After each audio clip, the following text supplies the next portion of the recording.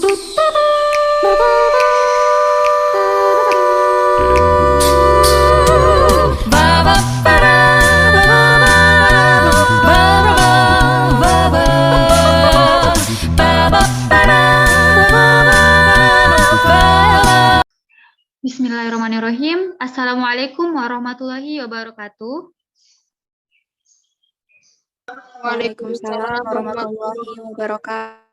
Alhamdulillahirabbil alamin wassalatu wassalamu ala asyrofil anbiya'i wal mursalin wa ala alihi wa sahbihi ajma'in.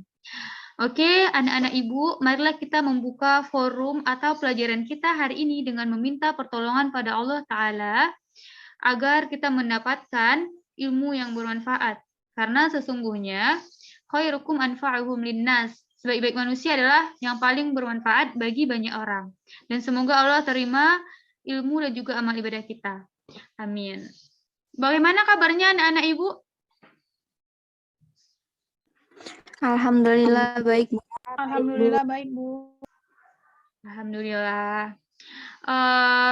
Apakah presensi yang Ibu share di WAG sudah diisi, Nak? Sudah ya.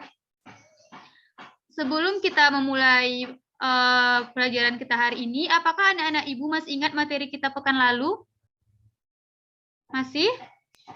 Masih, Bu. Coba satu orang paparkan, Nak. Baik, Bu. Saya izin sebelumnya saya menonaktifkan kamera dikarenakan jaringan saya yang kurang baik. Iya, Nak. Materi minggu lalu mengenai bahaya penggunaan senyawa psikotropika dan dampaknya terhadap kesehatan diri, lingkungan, dan masyarakat, Bu. Sekian, Bu. Terima kasih. Ya, benar ya. Terima kasih ya, Nak. Oke, Ibu akan menampilkan tujuan pembelajaran kita ya. Jadi kita menganalisis hubungan antar struktur jaringan penyusun antar reproduksi dengan fungsinya dalam proses reproduksi manusia.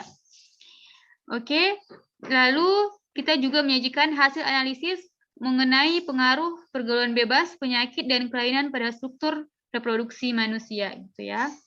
Oke, sebelum Ibu lanjut, Ibu mau menampilkan sebuah video nih. Ibu mau anak-anak Ibu menyimaknya ya. Ini dia videonya. Epic story of a single sperm facing incredible. Apakah videonya lancar, Nak? Sudah terlihat? Lancar, Bu. Incredible odds to unite with an egg and form a new human life. It is the story of all of us.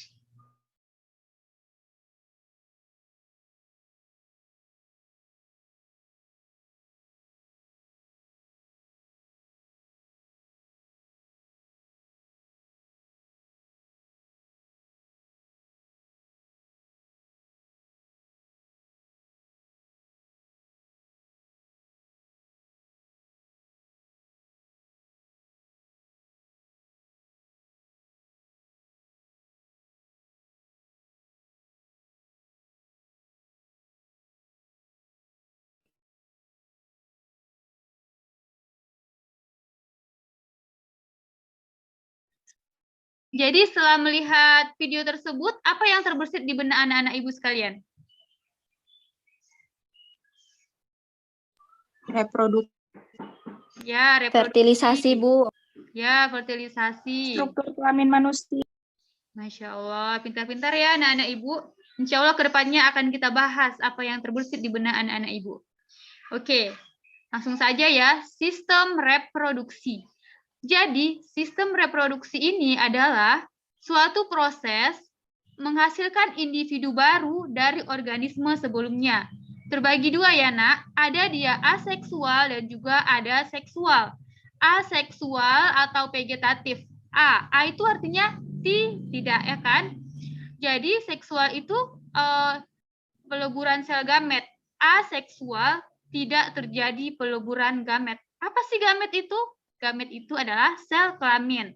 Sehingga karena dia tidak terjadi peleburan sel, Nak, jadi anakannya identik dengan induknya. Berbeda dia dengan seksual atau generatif. Yang ini tadi tidak terjadi peleburan sel gamet, kalau dia seksual terjadi peleburan sel gamet. Sehingga terjadilah dia penggabungan materi genetik. Ini dia ya, kalau dia organisme tingkat tinggi ada dua jenis sel ya, Nak. Kalau dia gamet betina itu menghasilkan sel telur, sementara jantan sperma. Terus wanita dan pria ini kan terjadi penggabungan materi genetik. Penggabungan materi genetik ini itulah terjadi fertilisasi sehingga menghasilkan suatu organisme. Bagian yang ini apakah sudah paham, Nak? Pendahuluan sistem reproduksi? Sudah? Sudah. Sudah ya.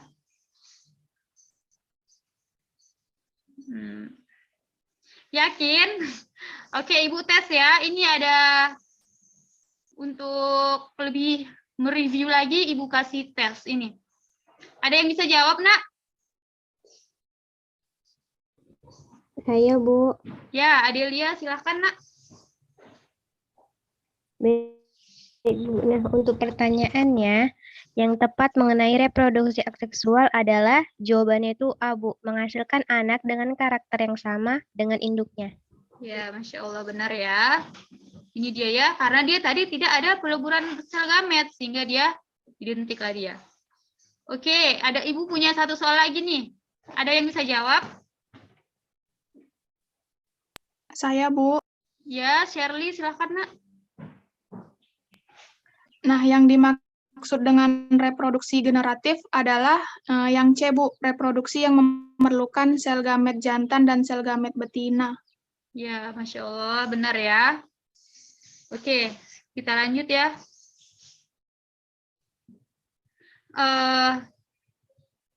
Organ reproduksi pria.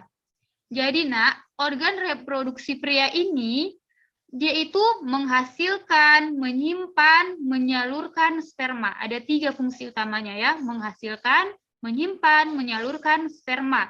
Ibu, biasanya kita bagi jadi 2 ya, organ reproduksi pria ini. Secara universal ada 2, organ bagian luar dan juga organ bagian dalam. Organ bagian luar itu ada penis dan juga skrotum. Sementara organ bagian dalam ada testis, saluran pengeluaran, kelenjar aksesoris. Saluran pengeluaran ini nanti terbagi 4 lagi dia.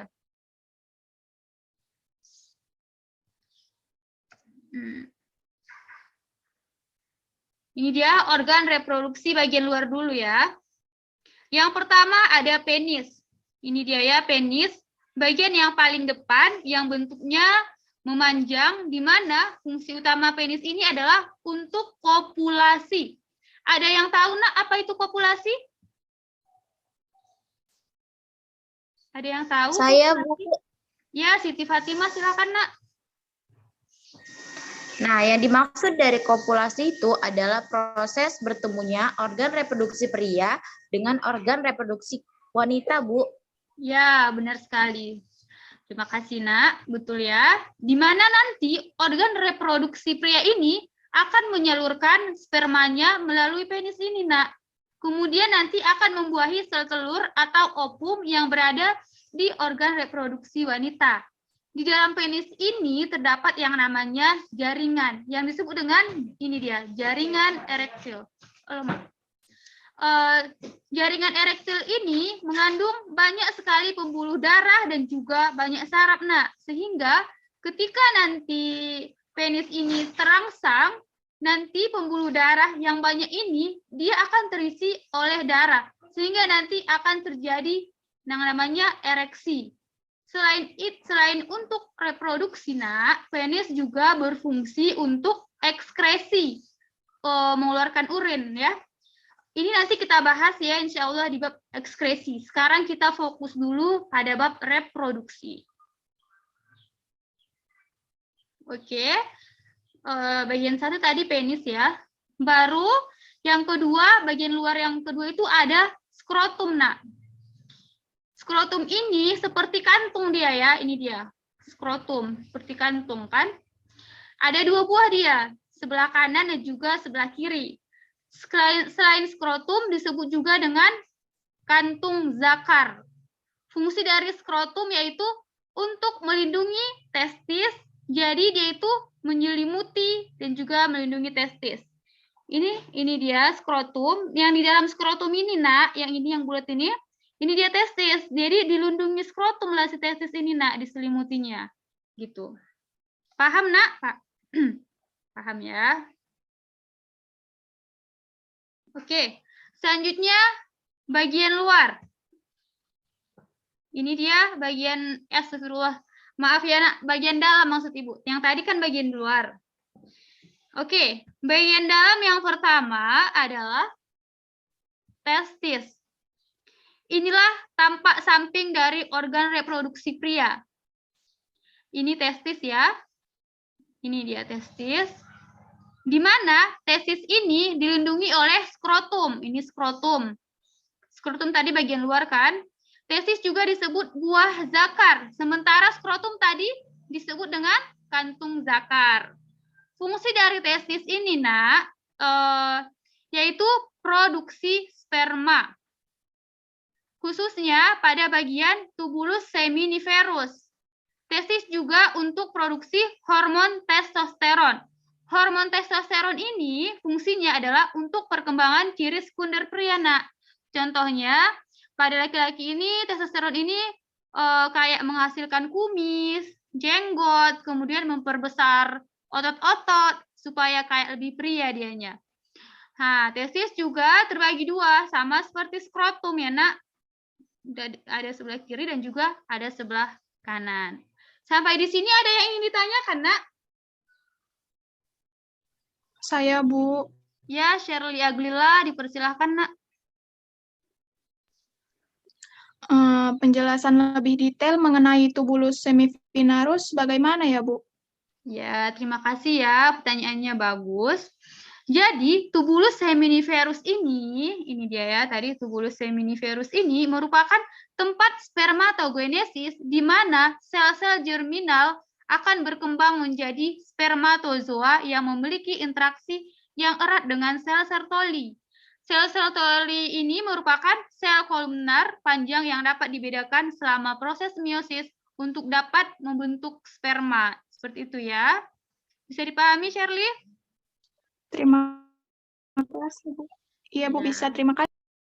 Ya, sama-sama, Nak. Oke. Next ya.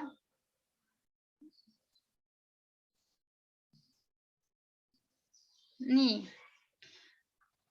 Bagian dalam selanjutnya, Nak, adalah saluran pengeluaran. Kira-kira di sini ada sekitar 4 saluran ya. Yang pertama ada epididymis. Ini dia epididymis. Perhatikan ya, Nak, gambarnya ya. Nah, ini perlu ini ya. Jadi setelah sperma dihasilkan di testis, kemudian dia akan bergerak ke bagian epididymis. Ini dia. Di bagian epididymis ini, Nak, akan mengalami pematangan dia spermanya. Spermanya mengalami pematangan. Setelah melewati epididymis, dia akan lanjut ke saluran yang kedua, Nak. Ini dia, saluran yang kedua adalah vas deferens. Ini dia ya. Jadi vas deferens itu, Nak, saluran kecil yang panjang, kemudian nanti akan menghubungkan dengan uretra. Ini dia uretra. Nah, uretra ini adalah saluran pengeluaran yang berada pada penis. Tadi kan penis itu berfungsi untuk kopulasi ya, seperti yang dijelaskan Ananda Fatima tadi, untuk kopulasi. Nanti akan menyemprotkan spermanya. Nah, di dalam ini ada saluran yaitu uretra. Nah, ini dia ya, saluran uretra ini. Selain fungsinya menyalurkan sperma, Nak, uretra juga bisa menyalurkan urin. Sebelum memasuki uretra, ada yang bagian yang disebut dengan saluran ejakulasi. Ini dia, saluran ejakulasi. Ejakulasi adalah istilah yang digunakan saat pria mengeluarkan spermanya. Jadi, saat kopulasi akan terjadilah dia, Nak, yang namanya ejakulasi. Spermanya dikeluarkan gitu. Jadi ini saluran akhir yang dia akan meneruskan vas deferens menuju uretra, kemudian akan keluar melalui ujung penis. Ini dia ya, akan keluar dia uretra, nah, baru keluar dia melalui ujung penis. Oke, next ya, bagian yang ketiga. Bagian yang ketiga, Nak, itu ada kelenjar aksesoris. Ini dia ya, kelenjar aksesoris. Jadi, sperma itu keluar tidak murni hanya sperma saja, Nak. Tidak. Tapi dia akan bergabung atau menyatu, mixing dengan senyawa-senyawa yang dihasilkan. Atau sekret yang dihasilkan dari kelenjar aksesoris membentuk yang namanya semen. Ini dia ya. Jadi semen ini adalah sperma plus sekret dari kelenjar aksesoris. Ibu ulangi lagi, semen ini adalah sperma plus sekret dari kelenjar aksesoris. Nah, kelenjar aksesoris yang pertama ini ada dia vesicula seminalis. Ini dia ya, vesicula seminalis. Yang letaknya berada dekat dengan bagian ujung vas deferens. Perhatikan gambarnya ya, Nak. Nah, vesicula seminalis ini, Nak, fungsinya adalah untuk mensekresikan 60% dari volume semen. Jadi, dominasi semen itu dihasilkan oleh vesicula seminalis, di mana semen itu bersifat alkalin atau basa. Gitu dia ya, vesicula seminalis. Kelenjar yang kedua, Nak, disebut dengan kelenjar prostat. Ini dia, kelenjar prostat. Perhatikan gambarnya, Nak. Prostat ini akan menghasilkan sekret berupa nutrisi untuk sperma. Karena sperma itu kan sel hidup sebenarnya ya, Nak.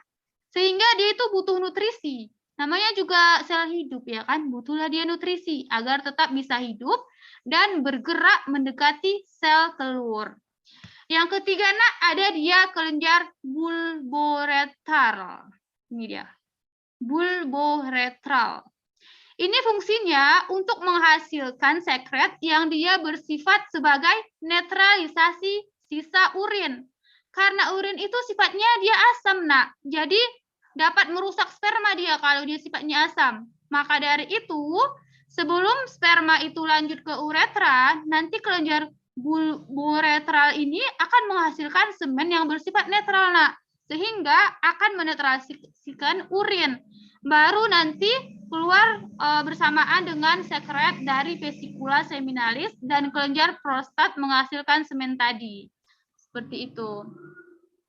Oke, yang terakhir ya, Ibu akan menjelaskan hormon yang mempengaruhi spermatogenesis.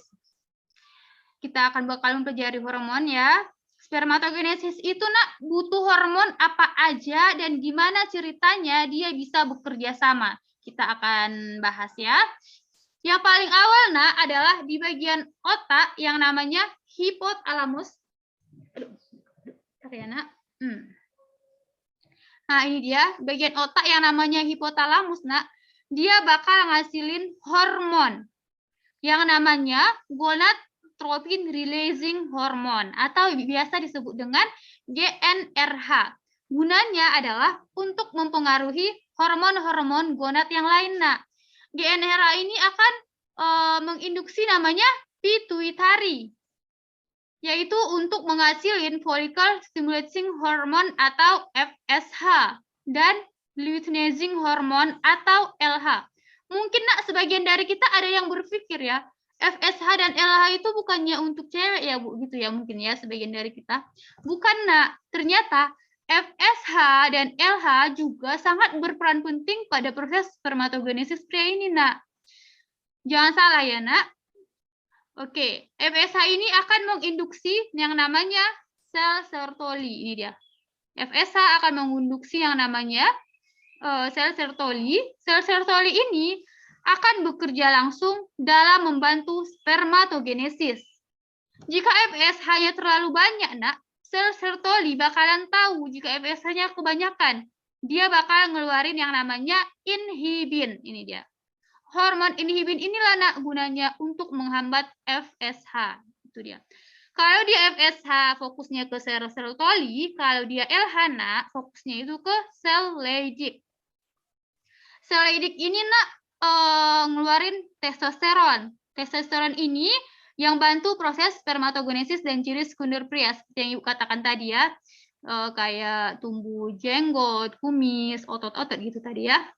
Tapi, Nak, sel Leydig juga bisa langsung ngasih sinyal ke pituitari, Nak. Kalau testosteronnya udah terlalu tinggi, LH-nya terlalu tinggi, dia bakal nyuruh pituitari untuk ngeluarin kadar LH. Selain itu, Nak, dia juga bisa langsung ngasih sinyal ke hipotalamus, Nak, nggak hanya pituitari aja. Langsung ngasih sinyal ke hipotalamus. Supaya GnRH-nya didikitin kalau hormon LH-nya udah terlalu banyak. Canggih sekali ya, Masya Allah. Oke, untuk lebih detailnya, gambar detailnya, ini kan bukan gambarnya ya, ini dia gambarnya, Nak. Ini dia ya. Ini dia ada sel sertolinya. Ini dia ya, testisnya. Kalau dipotong misalnya, kalau di zoom maksudnya. Kalau di zoom, seperti ini dia gambarnya. Dan ini, kalau di zoom lagi, seperti ini. Ini ya, sel sertoli. Masya Allah ya. Sampai di sini, apakah anak-anak Ibu sudah paham? Insya Allah paham. Insya Allah paham, Bu. Oke, alhamdulillah. Oke, selanjutnya Ibu akan ngajak kalian untuk berdiskusi ya. Kita rumuskan rumusan masalahnya itu kita pecahkan ya yang ada di LKPD. Ibu kasih Ibu bagi menjadi 3 kelompok saja untuk mendiskusikan permasalahannya ya, Nak. Ibu kasih waktu selama 15 menit. Pembagian kelompoknya seperti kelompok biasa saja ya. Kalian bisa melihat berbagai referensi seperti jurnal, buku, dan lain-lain. Bisa ya, Nak? Silahkan dimulai, Nak. Baik, Bu. Share screen Ibu sudah kelihatan, Nak, LKPD-nya? Kelihatan, Bu. Oke. Waktunya sudah habis ya, Nak. Kelompok 1, silahkan presentasikan hasil diskusinya, Nak. Perwakilan saja, 1 orang. Baik, Bu. Saya akan menjawab perwakilan dari kelompok 1 untuk pertanyaan dari nomor 1. Soalnya yaitu, sebutkan dan jelaskan organ-organ reproduksi beserta fungsinya. Nah, pada gambar tersebut merupakan organ reproduksi laki-laki, di mana organ penyusunnya yang pertama ada testis, menghasilkan sel sperma dan hormon reproduksi. Yang kedua, skrotum, berfungsi yaitu kantong yang di dalamnya terdapat testis dan mengatur suhu yang cocok bagi kehidupan sperma. Yang ketiga, tubulus seminiferus, yaitu saluran yang terdapat di testis dan berfungsi sebagai tempat pembentukan sperma. Yang keempat, sel interstisial, yaitu sel yang berfungsi untuk menghasilkan hormon kelamin pria terdapat di testis. Yang kelima, sel sertoli, yaitu sel yang terdapat di testis dan berfungsi untuk menyediakan makanan bagi sperma. Yang keenam, yaitu penis, yang berfungsi sebagai alat kopulasi. Yang ketujuh, vas deferentia, yaitu menyalurkan sperma ke kantong sperma. Yang kedelapan, ductus epididymis, yaitu tempat pematangan dan penyimpanan sementara sperma. Yang kesembilan, yaitu kantong sperma, berfungsi sebagai tempat menampung sperma. Dan yang terakhir, yaitu kelenjar prostat dan kelenjar Cooper, berfungsi menghasilkan cairan semen yang berfungsi memberi nutrisi dan mempermudah gerak sperma. Demikian, Bu. Ya, terima kasih ya, Dinda. Jawabannya, Masya Allah, bagus ya, singkat dan padat. Oke, Nak. Selanjutnya, nomor 2, perwakilan kelompok 2, Nak. Silahkan dijelaskan, Nak. Baiklah, soal nomor 2, jelaskan proses spermatogenesis pada pria. Jawabannya itu ialah spermatogonium berkembang menjadi sel spermatosit primer. Sel spermatosit primer ini bermeiosis menghasilkan spermatosit sekunder. Spermatosit sekunder ini membelah lagi menghasilkan spermatid. Spermatid berdiferensiasi menjadi spermatozoa massa. Bila spermatogenesis sudah selesai, maka ABP atau androgen binding protein testosteron tidak diperlukan lagi. Sel sertoli akan menghasilkan hormon inhibin untuk memberi umpan balik kepada hipofisis agar menghentikan sekresi FSH dan LH.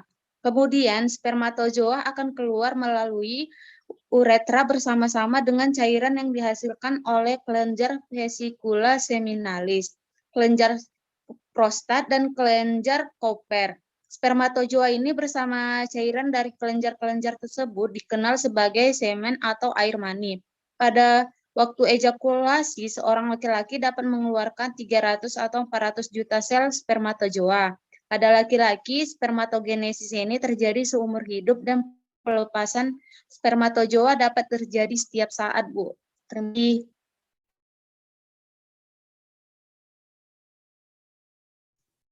Terima kasih ya, Nak. Jawabannya bagus ya, sudah detail. Selanjutnya, nomor 3 dipersilahkan kepada perwakilan kelompok 3, Nak. Silahkan. Baik, Bu. Di sini saya perwakilan kelompok 3 akan menjawab soal nomor 3, yaitu sebutkan dan jelaskan jenis-jenis penyakit pada reproduksi pria. Yang pertama itu ada disfungsi ereksi, di mana disfungsi ereksi atau impotensi adalah kondisi ketidakmampuan penis untuk mempertahankan ereksi saat berhubungan seks. Kondisi ini bisa menyebabkan stres dan turunnya rasa percaya diri pada pria. Selanjutnya ada kriptokismus atau tidak turunnya testis.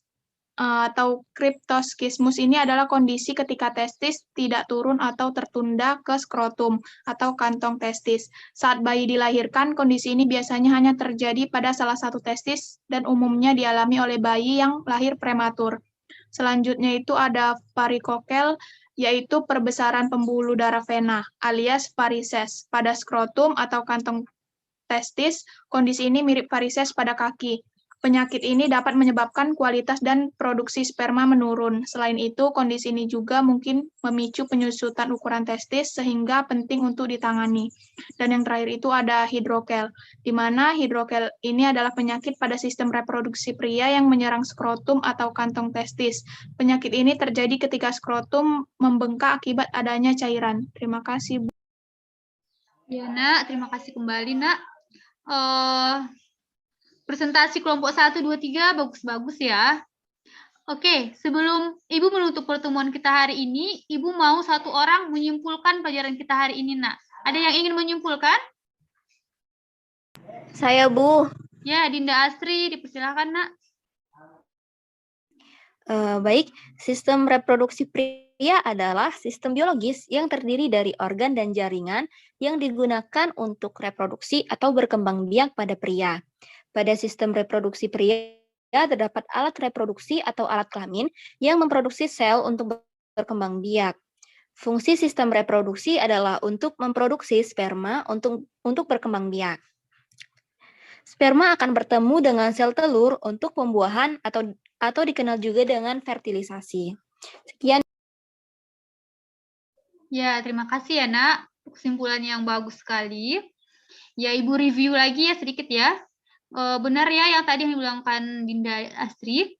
Ibu review lagi. Sistem reproduksi manusia itu adalah proses individu baru dari organisme sebelumnya. Menghasilkan individu baru dari organisme sebelumnya, ada aseksual dan juga seksual.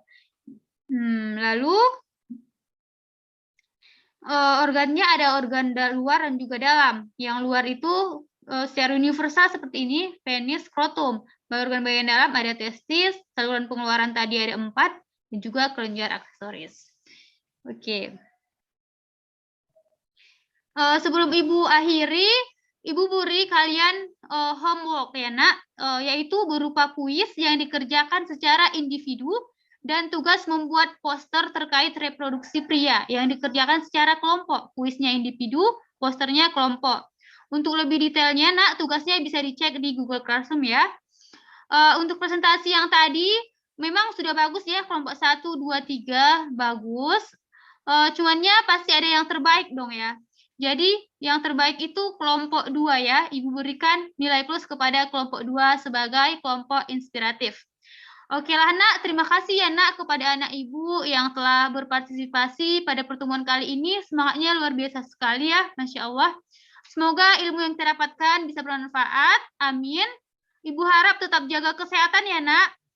Review kembali materi-materi yang telah kita pelajari. Bukan hanya materi biologi aja ya. Yang lain juga yang kita anggap kita ahli di bidang itu, review-review lagi ya. Yang paling utama, Ibu berpesan, jangan lupa ibadahnya juga ya, Nak. Sekian dari Ibu. Assalamualaikum warahmatullahi wabarakatuh.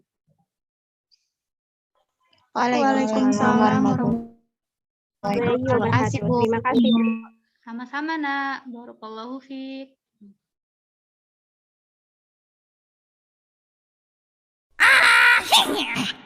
Tong tong tong tong.